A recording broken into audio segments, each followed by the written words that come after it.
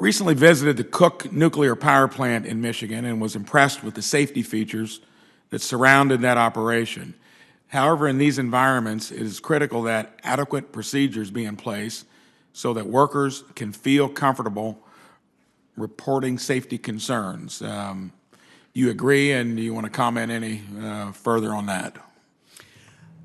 I firmly believe that one of the primary obligations of any employer is that of the safety and well-being of their workforce, without question. I have felt that way for a long time.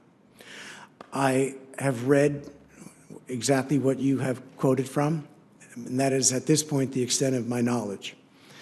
But having said what I've said, it would be critically important for me, for what I've just said, that should you choose to approve my nomination, to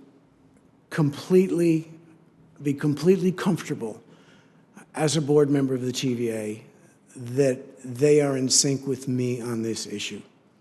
Now, as to whistleblowers, if people are your most important asset in a business and you have determined appropriately to put in place a whistleblower structure, you've got to honor that. You owe it to the employees to listen to what they have to say. You've asked them to do this. And so I'd be curious to know, and ultimately, again, be it your wish, to understand this and to dig into it and make myself comfortable that either, wait a second, there's always more to the story, or this wasn't the way I would have preferred to see it handled, and let's talk about it some more.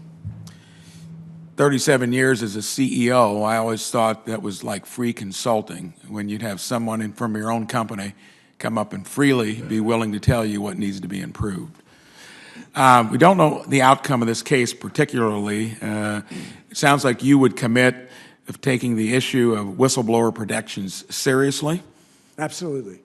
I think in order for the U.S. to have a successful nuclear industry, especially in advanced technologies and with the history of nuclear energy up to this date, and to protect billions of dollars of investment in this technology, we must not risk any actions that would erode public confidence in safety. This subcommittee takes this issue very seriously and appreciate your response. TVA has a statutory mandate to be a national leader in technological innovation. How do you see TVA fulfilling this mandate? One area that you might talk about of particular interest to me is nuclear technology advanced. Just this last week, the subcommittee held a hearing examining ways Congress can further support developments in advanced nuclear here at home. I understand that the TVA has made significant investments in nuclear technology. You currently have 3 plants, Browns Ferry, Sequoia, and Watts Bar. Further, TVA is currently working on a project with the Department of Energy to develop a small module reactor near Oak Ridge, Tennessee, which I think is at the leading edge. Do you think the TVA has an obligation to continue leading the energy sector in making these investments? I absolutely do. In fact, I'm going to expand on your question just a little bit, winging off of the word technology that you used.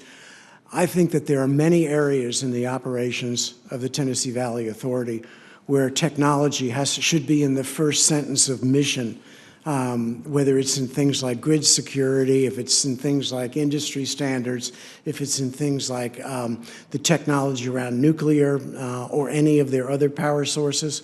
You know, the 33 Act, the TVA Act, challenged TVA to be a leader in technology, and it didn't limit that set of instructions.